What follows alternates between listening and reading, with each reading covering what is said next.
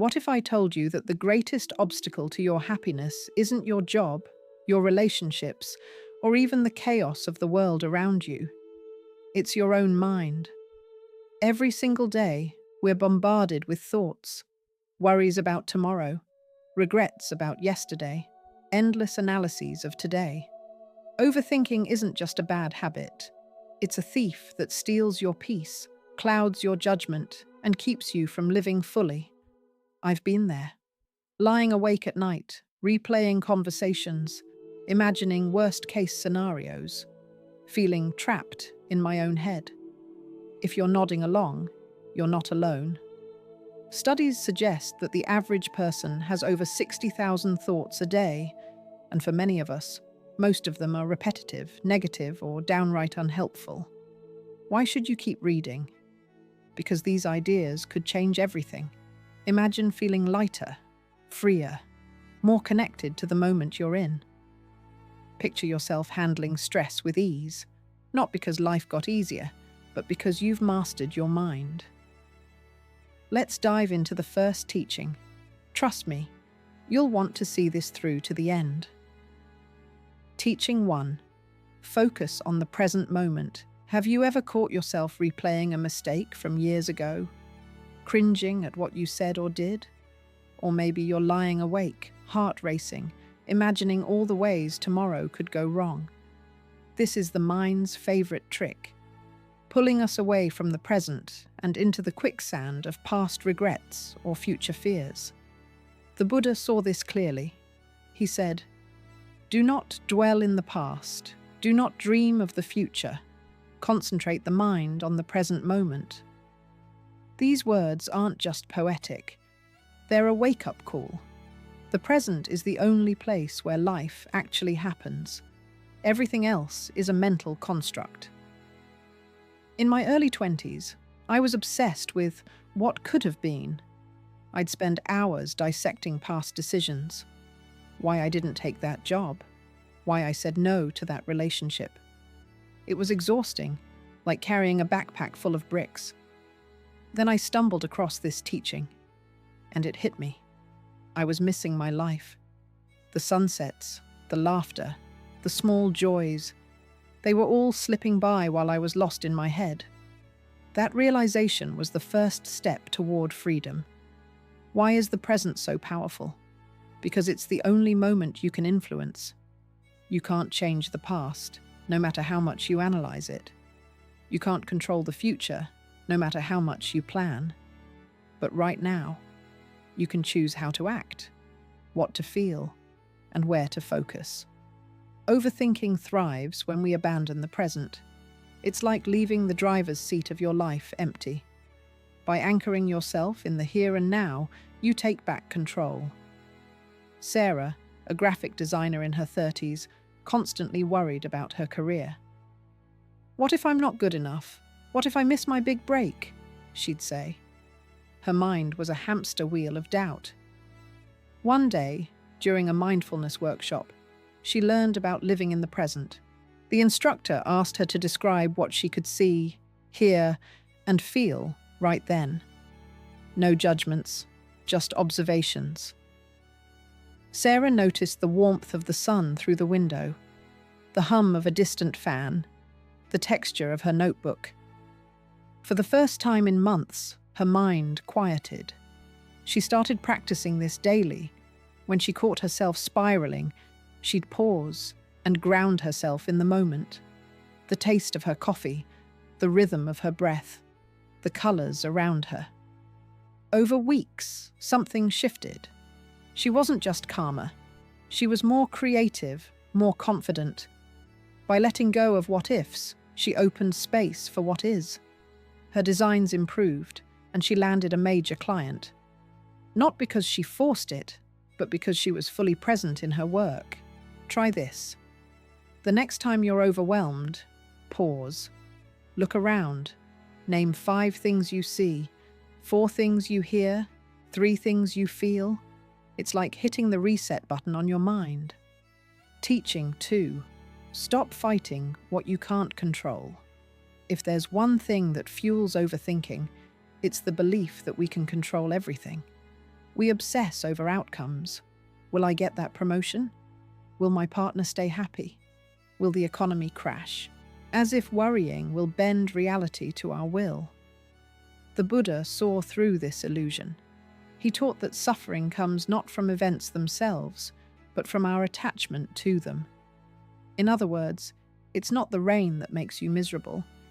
It's your resistance to getting wet. I learned this the hard way a few years ago. I was planning a major project launch, spent weeks micromanaging every detail, convinced that perfection would guarantee success. Then, a key team member quit. A technical glitch derailed everything. I was furious, stressed, stuck in a loop of, why me? Then I remembered the Buddha's words. Let go of what you can't control.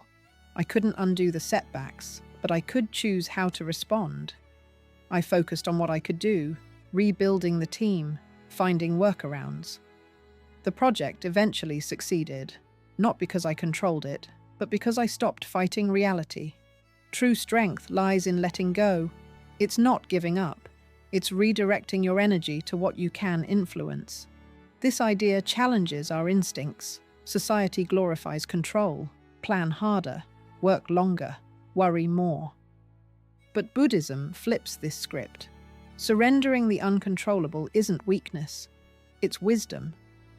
Michael, a colleague I met during a corporate retreat, was a senior manager at a tech firm, thriving until a sudden layoff hit. At 45, with a family to support, he was devastated. For weeks, he obsessed over what he could have done differently, worked harder, worked more, seen it coming. His overthinking spiraled into insomnia and anxiety. During the retreat, a facilitator introduced him to this teaching. Ask yourself, she said, is this in your control? Michael realized he couldn't undo the layoff, but he could control his next steps. He started small, updating his resume, reaching out to contacts, exploring new industries. Instead of fighting the past, he embraced the present. Within months, he landed a role at a startup, not the same, but fulfilling in new ways. Letting go didn't fix everything, Michael later told me, but it gave me back my sanity. I stopped punishing myself for what wasn't mine to control. Here's a practice. When you're stressed, write down what's bothering you. Circle what you can control, your effort, your attitude. Cross out what you can't. Others' actions, random events. Focus only on the circled items. You'll be amazed at how much mental space this frees up. Teaching 3. Simplicity is the key to happiness. We live in a world that worships more stuff, more success, more busyness, but more doesn't always mean better. Overthinking thrives in complexity, feeding on our endless to-do lists, social pressures, and self-imposed expectations. The Buddha offered a radical antidote, simplicity. He said, "There is no path to happiness. Happiness is the path." This means joy isn't found in chasing bigger, better, or more. It's in stripping away the excess and savoring what's already here. I used to think happiness required a checklist, a dream job, a perfect home, a packed social calendar. But the more I chased, the more stressed I became. My mind was a cluttered attic, stuffed with worries about keeping up. Then I started simplifying, cutting out distractions, saying no to draining commitments, focusing on what truly mattered. It was like clearing fog from a window. Suddenly, I could see clearly. Simplifying doesn't mean abandoning ambition or living like a hermit. It means prioritizing what aligns with your core values and letting go of the rest. Think about your life. How much of your stress comes from trying to juggle too much? How many of your thoughts are spent on things that, deep down, don't matter? Laya was a marketing executive, always on, meetings, emails, side hustles. Her life was a whirlwind, and her mind was worse. I felt like I was drowning in my own schedule, she admitted. One day, burned out, she attended a Buddhist retreat on a whim. There, a teacher spoke about simplicity, urging participants to identify what truly nourished them. Laya realized she was chasing status, not joy. She started small, decluttering her apartment, unfollowing toxic social media accounts, setting boundaries at work. She carved out mornings for quiet walks. No phone, just her and the world. At first, she worried she'd fall behind, but something else happened. She felt alive. Her creativity soared, her relationships deepened, and her overthinking, it faded. I didn't need half the things I was chasing, she said. The less I held on to, the more I had. Try this. For 1 week, cut one thing that complicates your life. Maybe it's checking your phone first thing in the morning, or saying yes to every request. Notice how it feels. Teaching. 4. Your thoughts don't define you. Our minds are like busy train stations. Thoughts arrive, linger, and depart, one after another. But too often, we treat them like permanent residents, letting them define who we are. I'm a failure, we think after a setback. I'll never be happy during a rough patch. The Buddha offered a liberating truth. You are not your thoughts. He said, with our thoughts, we make the world, meaning our reality is shaped by how we engage with our mind's chatter, not the chatter itself. I used to believe every thought that popped up. If I felt anxious, I'd think, this is me. I'm just an anxious person. It was suffocating. Then I learned to see thoughts as clouds, temporary, ever-changing, not me. This shift was like stepping out of a storm into sunlight. My thoughts still came, but they didn't own me anymore. When we cling to thoughts, especially negative ones, we get tangled in overthinking. But when we observe them without attachment, they lose their power. It's like watching a movie. You see the drama, but you don't jump into the screen. Priya, a medical intern I mentored, was plagued by self-doubt. She'd replay every mistake in her head, convinced she wasn't cut out for the job. I'm not smart enough, she'd think, letting those words define her. During a counseling session, I introduced her to this teaching. What if those thoughts aren't you? I asked. What if they're just noise? She was skeptical but curious. Priya started a practice. When a negative thought arose, she'd label it doubt, fear, and imagine it floating away like a balloon. At first it felt silly, but soon she noticed a difference. I realized I didn't have to believe every thought, she said. I could choose which ones to listen to. Her confidence grew, not because her thoughts vanished, but because she stopped letting them rule her. Today, she's a thriving doctor, grateful for the freedom this shift gave her. Try this. Next time a heavy thought hits, pause and say, this is a thought, not me. Picture it drifting away, maybe as a cloud, a leaf, or even a pesky fly. It's simple, but powerful. Teaching 5. Practice mindfulness through breath. In a world that's always on, notifications pinging, deadlines looming, news screaming, it's easy to lose yourself in a whirlwind of thoughts. Mindfulness is the antidote, and the breath is its simplest tool. The Buddha said, when the mind is calm, the breath is calm, highlighting the intimate link between our breathing and our mental state. By focusing on your breath, you anchor yourself in the present, cutting through the fog of overthinking.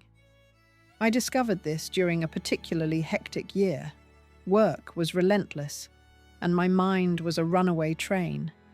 A friend suggested mindfulness, and I scoffed. How could breathing fix anything? But one evening, Desperate, I tried it. I sat quietly, noticing each inhale and exhale. Within minutes, my racing thoughts slowed. It wasn't magic, but it was close. My breath became a tether, pulling me back to now. The power of presence. Mindfulness isn't about silencing your mind. It's about being fully present with what's happening, without judgment. The breath is perfect for this because it's always there. Steady, unassuming. When you focus on it, you're not chasing peace. You're finding it right where you are. Javier, a paramedic I met at a conference, lived in high-stress mode. His job was saving lives, but his mind was a war zone, replaying calls, worrying about the next emergency. During a training session, he learned about breath-focused mindfulness. "Just 5 minutes a day," the instructor said. Javier was dubious, but gave it a shot. He started pausing before shifts, taking 10 slow breaths, noticing the air move through him. At first, his mind wandered, but he kept at it. Soon he could stay present during chaos, a car accident, a panicked patient, because he'd trained his mind to return to his breath. "It's like a reset," he said. "No matter how crazy things get, my breath brings me back. Set a timer for 2 minutes. Sit comfortably and focus on your breath. Inhale deeply, exhale slowly. When your mind wanders, it will. Gently bring it back. Do this daily, and you'll start to notice a quiet strength growing inside you." Teaching 6. Trust in impermanence. Nothing lasts forever. Not joy, not pain, not even your darkest thoughts. This is the Buddha's teaching of impermanence, and it's both humbling and liberating. He said, "All conditioned things are impermanent. Strive on with diligence." Overthinking often comes from believing our struggles are fixed, that we're doomed to stay stuck. But impermanence reminds us, everything passes. I've clung to this truth during tough times. A few years back, I went through a rough patch, job uncertainty, a health scare, the works. My mind screamed, "This is it. Things will never get better." But slowly, things shifted. The job stabilized, the health issue resolved. It wasn't instant, but it happened, because nothing is permanent. That lesson keeps me grounded when overthinking creeps in. Even our fears and anxieties are temporary. This is powerful. When we grasp that our struggles won't last forever, we stop feeding them with worry. It's like knowing a storm will pass. You don't panic, you wait it out. Impermanence doesn't mean ignoring pain. It means trusting that pain, like everything, will change. Aisha, a single mother I met through a community group, faced a crushing divorce. Her world collapsed. Financial strain, emotional devastation, endless what nows. She'd lie awake, convinced her life was over. At a meditation class, she learned about impermanence. "This pain won't last forever," the teacher said. Aisha clung to those words like a lifeline. She started small, focusing on daily wins, getting her kids to school, paying a bill. She journaled her fears, reminding herself they'd pass. Over months, the fog lifted, not because she forced it, but because she trusted the flow of change. Remember, whatever you're going through right now, good or bad, this too shall pass. Teaching 7. Cultivate compassion to dissolve judgment. One of the sneakiest culprits behind overthinking is judgment. Toward ourselves, others, or the world, we criticize ourselves for not being enough. Replay conversations, wondering if we sounded foolish, or stew over someone else's actions, convinced they've wronged us. These judgments create mental loops, trapping us in resentment or self-doubt. In Buddhist philosophy, compassion is the antidote. The Buddha taught that loving kindness, metta, toward all beings, including ourselves, softens the heart and quiets the mind's harsh chatter. I've fallen into this trap countless times. A few years ago, I botched a presentation at work, stumbled over words, forgot key points. For weeks, I berated myself, "You're incompetent. Everyone thinks you're a fraud."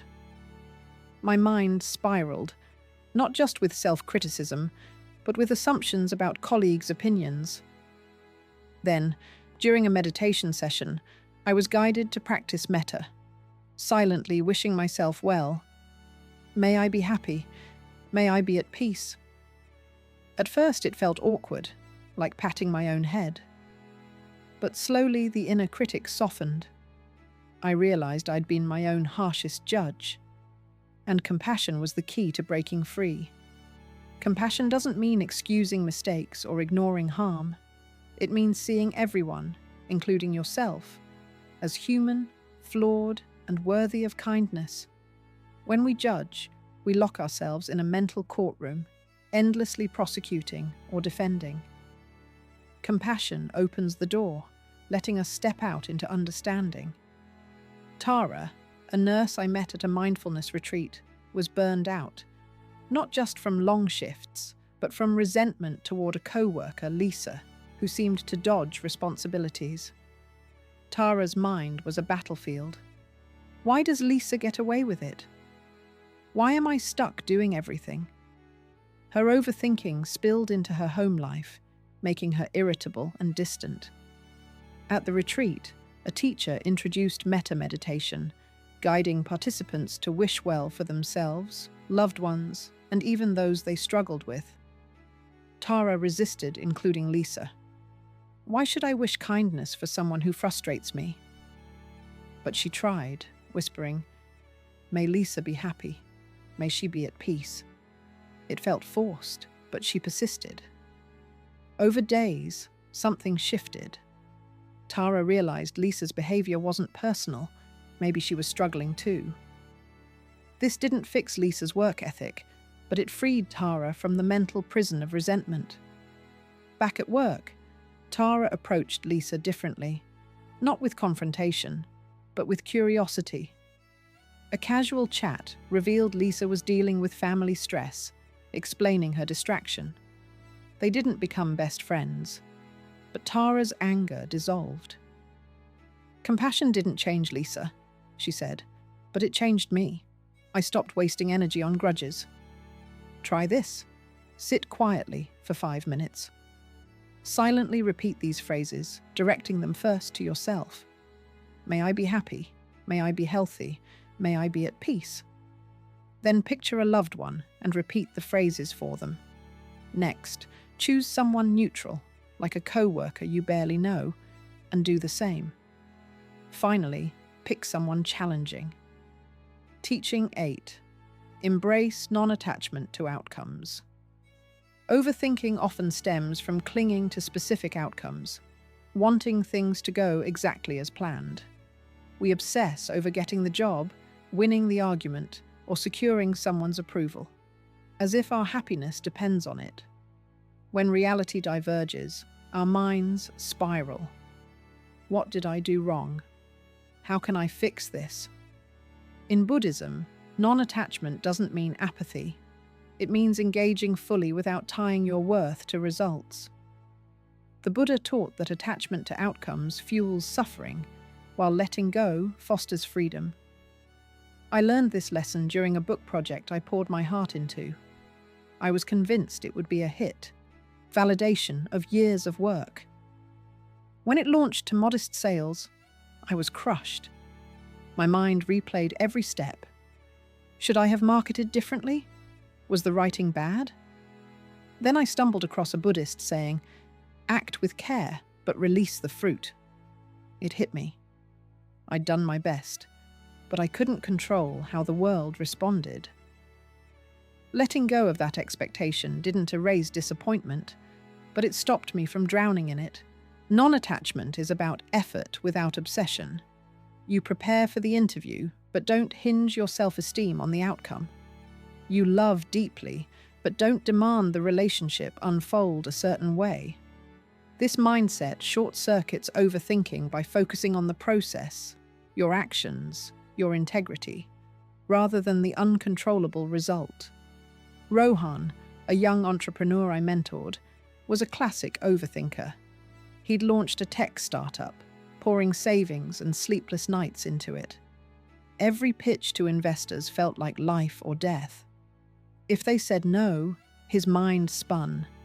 I'm failing. This was a mistake. The stress was eating him alive. During a coaching session, I introduced non-attachment, explaining that he could chase his dream without letting rejections define him. Rohan was resistant. He thought letting go meant giving up.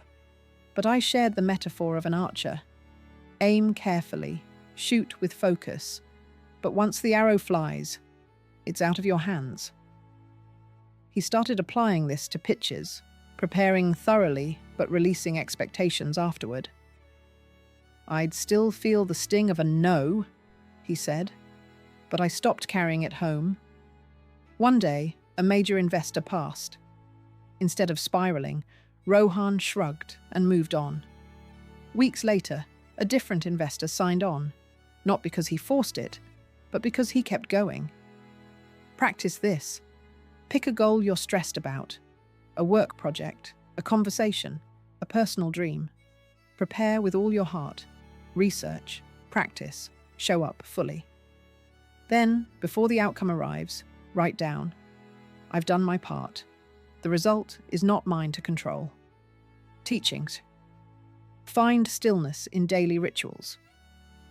Our lives move fast. Emails, errands, endless notifications. This constant motion feeds overthinking as our minds scramble to keep up. Buddhism offers a counterbalance, stillness. Not the stillness of a mountaintop retreat, but the kind you can find in everyday rituals.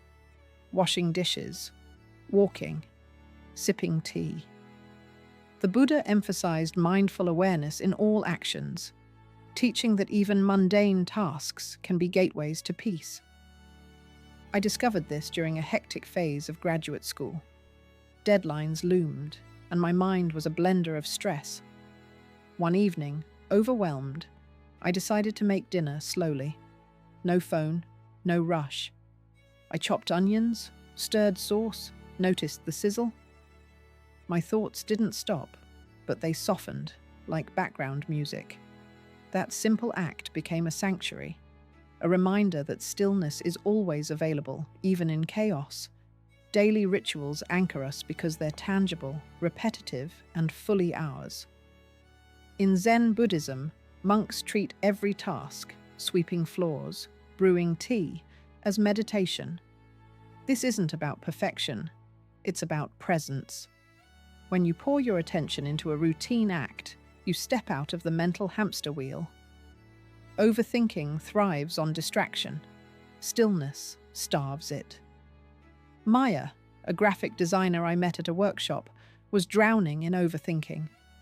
Her clients' demands and her own perfectionism kept her up at night, worrying about deadlines and feedback. I can't meditate, she said. My brain won't shut up. I suggested she try a walking ritual, not exercise, but a slow, mindful stroll, noticing each step, breath, and sight. Maya started walking 10 minutes each morning in a nearby park. She'd feel the ground under her feet, watch leaves sway, listen to birds. At first, her mind raced. Work, bills, plans. But she kept going, gently redirecting her focus to the moment. It was like my brain learned to pause, she said. Those walks became her reset button. When a client rejected a design, instead of spiraling, she'd walk and breathe, letting the sting fade. Her creativity flourished, not because she forced it, but because she gave her mind room to rest. Pick one daily task, making coffee, folding laundry, walking to your car. For a week, do it mindfully. Notice textures, sounds, smells. If your mind wanders, it will. Gently bring it back. Don't aim for silence, just presence. Teaching 10. Practice gratitude in small moments. Overthinking often focuses on what's wrong, missing, or could go wrong. This negativity bias is natural. Our brains evolved to spot threats. But it also traps us in cycles of worry and dissatisfaction. Buddhism teaches that gratitude is a powerful antidote, not the forced positivity of just be grateful, but genuine appreciation for what's already present. The Buddha spoke of mudita, sympathetic joy, the ability to find happiness in simple, everyday moments. This practice rewires the brain to notice abundance instead of scarcity. I was skeptical at first. How could saying thank you stop overthinking? But during a particularly stressful period, I tried keeping a gratitude journal, just 3 things each night. The first week was hard. I'm grateful for, coffee. But slowly, I started noticing more. The way sunlight hit my desk, a kind text from a friend, the fact that I had a desk at all. Something shifted, not overnight, but gradually. My default mode went from what's wrong to what's working. It didn't fix my problems, but it changed how I carried them. Gratitude doesn't require grand gestures or perfect circumstances. It's about finding richness in the ordinary. James, a construction worker I met at a community centre, was stuck in a loop of financial worry. How am I going to pay rent? What if I get laid off?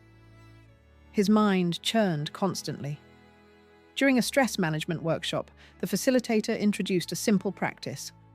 Before bed, name 1 thing that went well that day. Anything, no matter how small.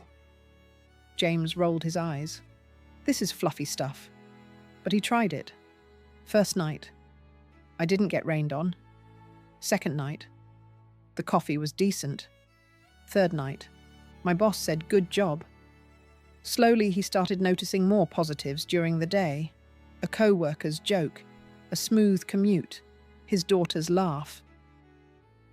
It didn't make my problems disappear, James said, but it made me remember they're not everything. His overthinking decreased, not because he avoided stress, but because he balanced it with appreciation. Try this.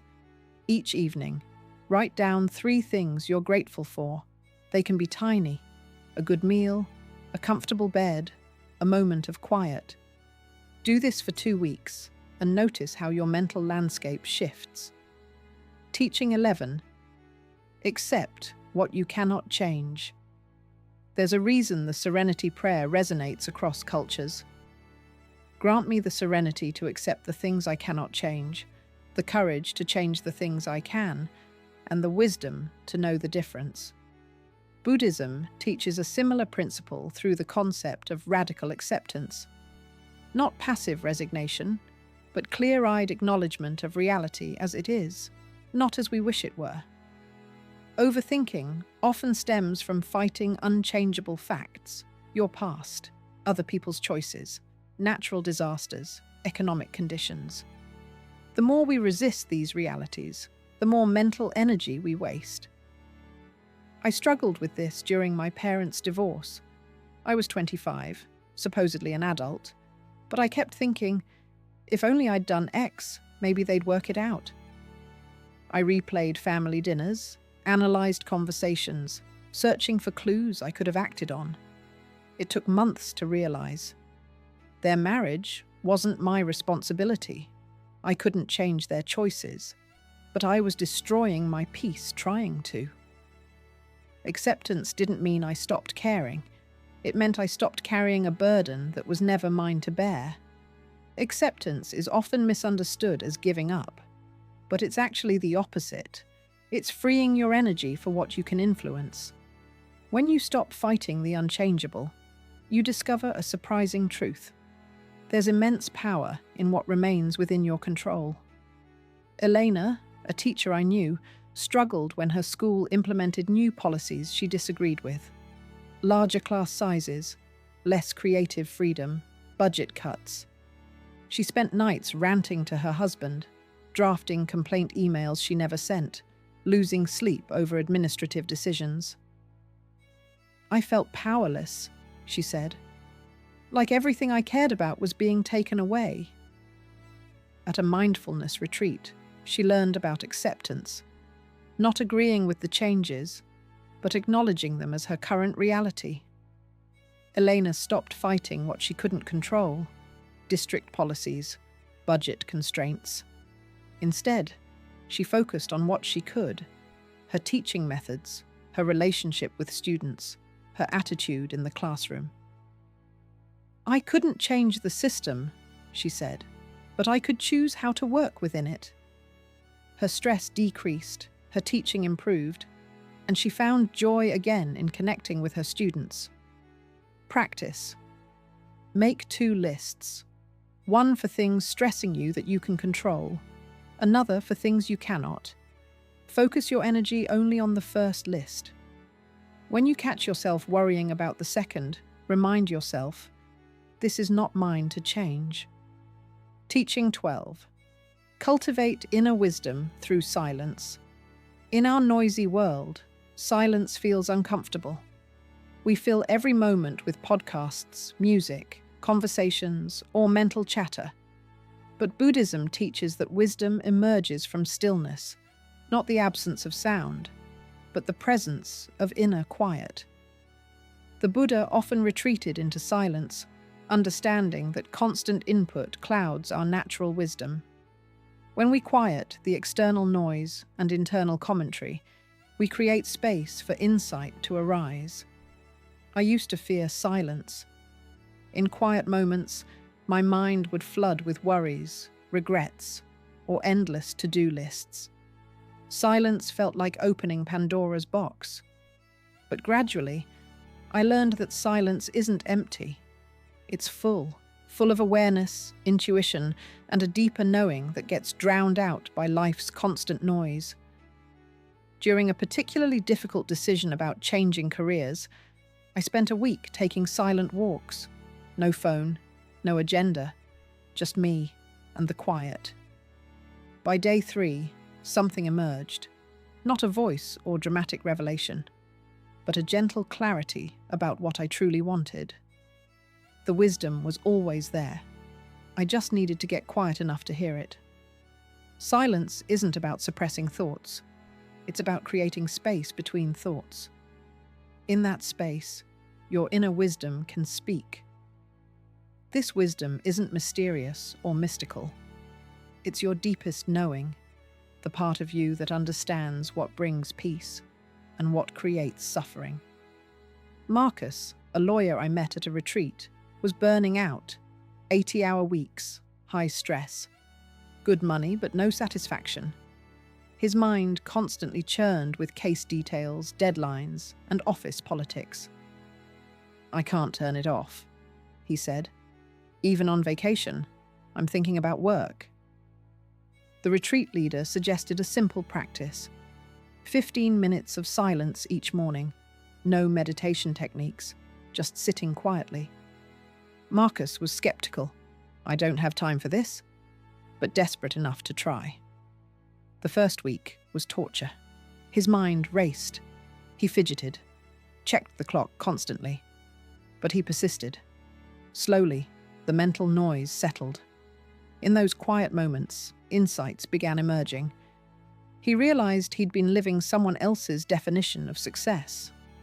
The prestige and salary came at a cost he was no longer willing to pay. Within 6 months, Marcus transitioned to environmental law, less money, but aligned with his values. "The silence didn't give me answers," he said. "It helped me hear the answers that were already there." Create space for silence in your day. Even 5 minutes. Sit without agenda. Let thoughts come and go. Don't try to stop them or follow them. Just rest in the quiet space between thoughts. Your inner wisdom is waiting there. Between every trigger and your response lies a sacred space, what Buddhist teachers call the pause. This moment, however brief, holds immense power. It's where choice lives, where wisdom awakens. where overthinking can be interrupted before it spirals. Most of us live on autopilot. Someone criticizes us, and we immediately defend. A worry surfaces, and we dive deep into worst-case scenarios. We react without thinking, creating mental storms that could have been avoided with a single, conscious pause. The Buddha understood this deeply. He taught that between stimulus and response, there's always a gap, and in that gap lies our freedom. I discovered the power of the pause during a heated argument with my brother. We were discussing family matters, and suddenly, old wounds surfaced. I felt the familiar surge of anger, the urge to say something cutting, but something made me stop. I took one breath. In that moment, I realized I had a choice: escalate or de-escalate. I chose differently than I ever had before. Instead of attacking, I said simply, "I need a moment." That pause changed everything. When I returned, we had the most honest conversation we'd had in years. The pause isn't automatic. It's a skill that requires practice. Like strengthening any muscle, you need to work it regularly, starting with small situations before applying it to bigger challenges. David, a high school principal I met at a leadership workshop, managed a staff of 60 teachers and dealt with hundreds of students daily. His stress levels were through the roof, and his overthinking kept him awake most nights, replaying difficult conversations and anticipating tomorrow's problems. During the workshop, he learned about the sacred pause. The instructor taught a simple technique. When faced with any stressful situation, take 3 conscious breaths before responding. Count them. 1 breath for awareness, 1 for grounding, 1 for wisdom. David was skeptical. "I don't have time for breathing exercises when a student is causing chaos," he said. But he agreed to try it for small situations first.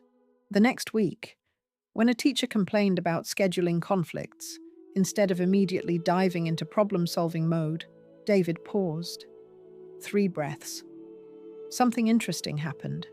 He realized the teacher just needed to be heard. Instead of offering solutions, he listened. The conversation ended in 5 minutes instead of the usual 30-minute stress fest. "The pause didn't solve my problems," David said, "but it stopped me from making them worse. I started responding instead of reacting. My stress levels dropped, and my decision-making improved dramatically." Try this practice. For the next week, implement the 3-breath rule. Before responding to any situation that triggers stress, take 3 conscious breaths. Notice how this simple pause changes the quality of your responses. Just as we declutter our physical spaces to feel more peaceful, we need to declutter our mental spaces. The mind accumulates mental junk, old grudges, unnecessary worries, outdated beliefs, and repetitive thought patterns that serve no purpose except to create chaos. Buddhist monks understand this deeply. They practice what's called mental housekeeping, regularly examining their thoughts and releasing what no longer serves them. It's not about suppressing thoughts, but about consciously choosing which ones deserve your attention and energy. Think of your mind as a garden. Overthinking is like letting weeds grow unchecked. Mental decluttering is the practice of regularly weeding your mental garden, removing thoughts that choke out peace and clarity. I learned this lesson during a particularly difficult period when I was carrying grudges against 3 different people. These resentments lived rent-free in my head, coloring my days with bitterness. I'd replay conversations, imagine confrontations, and waste hours feeling angry about things I couldn't change. During a meditation retreat, a teacher asked us to write down all the mental burdens we were carrying: worries, resentments, fears, regrets. My list filled 2 pages. Then she asked a simple question: which of these thoughts are actually helping you? I realized that none of them were. They were all mental clutter, taking up space that could be filled with peace, creativity, and joy. Just as you might clean your house weekly, your mind benefits from regular decluttering sessions. This isn't about forcing positive thoughts, but about honestly assessing which mental habits serve you and which drain you. Rachel, a social worker I met at a community mental health seminar, carried the weight of all her clients' problems in her mind. She'd lie awake, worrying about families she'd worked with, replaying sessions, and catastrophizing about their futures. Her compassion was beautiful, but it was destroying her well-being. "I feel like I'm drowning in other people's pain," she confided. "I can't turn it off." I introduced her to the concept of mental decluttering through a weekly practice. Every Sunday evening, she would sit quietly and mentally review the week. She'd identify thoughts and worries that were helpful and those that were just mental clutter. For the clutter thoughts, she developed a ritual. She'd write them on small pieces of paper and then ceremonially burn them, visualizing the worries turning to ash and floating away. The physical act of release helped her brain understand that she was choosing to let go. "I started sleeping better almost immediately," Rachel said. "The Sunday ritual became my way of taking out the mental trash." Practice this. Set aside 20 minutes each week for mental decluttering. Sit quietly and review your thoughts from the week. Write down patterns of thinking that drain your energy, then burn or tear up the paper while consciously releasing these thoughts.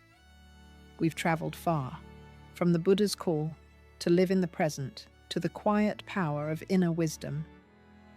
Each teaching offers a thread in the tapestry of inner peace.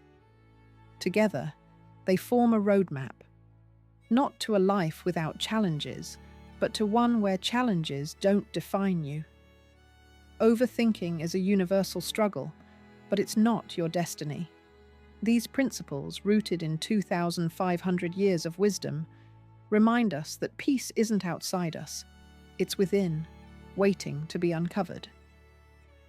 The stories I've shared, Sarah, Michael, Laya, Priya, Javier, Aisha, Tara, Rohan, Maya, James, Elena, and Marcus, aren't special people living perfect lives. They're ordinary people like you and me who transformed their minds. Start small. Pick one teaching that resonates. Practice it for a week. Notice what shifts. Then try another. Your thoughts don't have to run the show. The present moment is always available. Peace is your birthright. The journey from overthinking to inner calm isn't easy, but it's simple, and it starts now. Thanks for watching. Click here to check out another video.